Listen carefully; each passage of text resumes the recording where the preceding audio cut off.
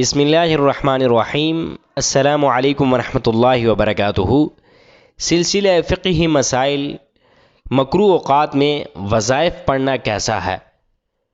مکروہ اوقات طلوع آفتاب سے لے کر تقریباً 20 منٹ بعد تک سورج غروب ہونے کے وقت سے تقریباً 20 منٹ پہلے، اور ضحو کبریٰ یعنی نصف النہار جو شروع سے لے کر سورج ڈھلنے تک میں وظائف پڑھ سکتے ہیں۔ البحر الرائق میں ہے کہ وفی البغیۃ الصلاۃ علی النبی صلی اللہ علیہ وسلم فی الاوقات التي تکرہ فیہا الصلاۃ والدعاء والتسبیح افضل من قراءۃ القرآن ولعلہ لأن القراءۃ رکن الصلاۃ وہی مکروہۃ فالاولی ترک ما کان رکنا لہا۔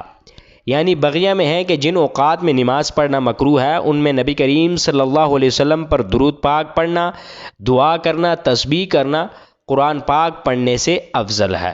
اور شاید یہ حکم اس وجہ سے ہے کہ قرات نماز کا رکن ہے اور نماز اس وقت میں مکروہ ہے، تو جو کام نماز کا رکن ہے اس کا ترک کرنا اولا ہے۔